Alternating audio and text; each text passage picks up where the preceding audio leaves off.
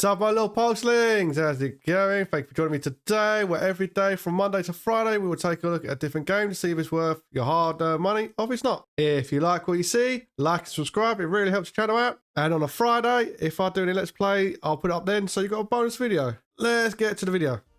Sup, pulsers? How's it going? I hope you're having a good day today. We are taking a look at Overboss, a monster adventure. Now, this has a lot of negative reviews on Steam.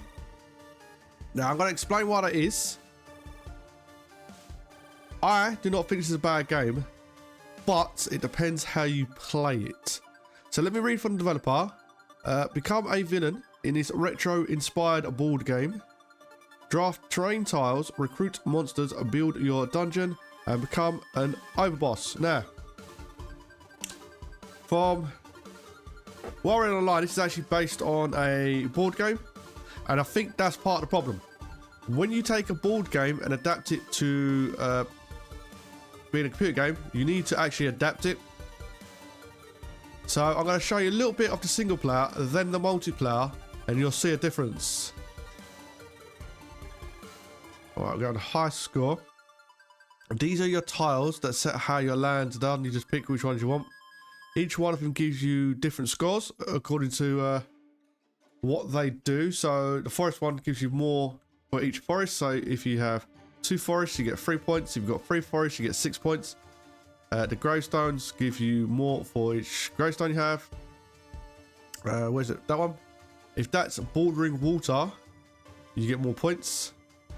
So put that one on. It's only because I had a little go at a demo. And I understand what it is. Right, so I'm just going to jump into the game. When you play with bosses, I thought that meant you go against bosses. It doesn't. It means you have like a special ability. Well, ignore that bit for now. Right, go away, yeah. Right, now this is part of the problem. I don't know if this is in the actual ball game or what. When you place this tile, you want to place it near as much water as you can. So I'm going to put it here because it's near 2 water, so I can get bonuses. So you've got to place a tile, then you have to place the monster. Now that monster goes to that tile, so I'm going to get a bonus. Awesome. Whereas that skeleton does not go with that. It goes with the graveyard. However, I have to place the skeleton on that, which I think is just stupid. These guys get a flat rate bonus. Well, I think it's 4. Yeah, 4 points. However, if you put that next to a tile, it destroys the minions on the tile. So you kind of want to place that on its own, wherever you've got space. You'll get the 4 points. But again, I have to place him on that, whereas I would actually want like a fire monster like that. Because if I don't, I cannot end the turn. I think that goes against this type of game. I think you should be able to hold the monsters, put them on to get the bonuses. Players will be more interested in that. But this is just literally the gist of the game. So in single player, I don't think this works as a game. Me personally. Maybe you'll get amusement putting tiles down and getting a silly little point thing going on. But I don't think a lot of people, and I think that's why it's got a lot of the negative reviews. Multiplayer, it kind of works. But again, I do think you should get to hold on to the monsters. And play them where you want. Because there are certain cards like this one. This does not put down a monster. So if it comes with a monster, you can hold it down here for when you want. Anyway, let's go to main menu. That's the game in a nutshell in single player. Now multiplayer, I'm going to go local. You can go online, but you got to wait for people to log on. And this is the demo. So I'm going to pick a new one because I was messing about in that one up there.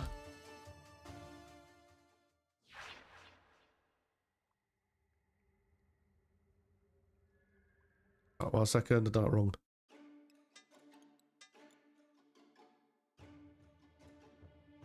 Right, you got to add more players. I forgot to add players. Oh dear me. Right, so they're going to be the 3 players. We're going to pick a map. You can do the boss thing if you want. Now, this is where it kind of works. Because if you've got kids, they'd each play a character, or you've got friends around, and you can go online and play against other people. This works in multiplayer. So, what I do now is I'll put that down for 4 points. And then it goes to another player's turn. And they do the same thing. This means they're getting different points based on what's there. And each player has their own point score system. I've got to place the monster now. Which I should get to keep and wait. So, because you're playing against other people, the game works this way. But in single player, this game does not work for me at all. Maybe you're a person that likes playing against yourself where you get points and then you can get 9 points and 10 points. I don't understand how you play that. So in multiplayer, this works.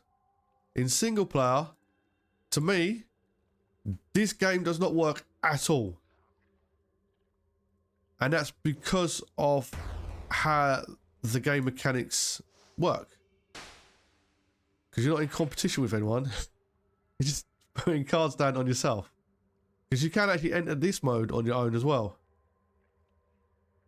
So I understand why people have given it negative points.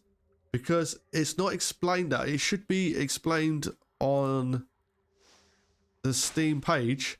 This is a multiplayer game. Because as a single player game, this does not work. So, what do I think of the game? That's why I'm doing such a short review of this game, because it is what it is. I think, yeah, if you have multiple people around, siblings, or maybe you've got kids, and you want to play this together, I think you'll enjoy it, just like the board game. You'd enjoy the board game with other people. You're not going to sit there with the board game playing it on your own. Maybe there are some people that do that, but I think there'll be a very small group of people who would do that.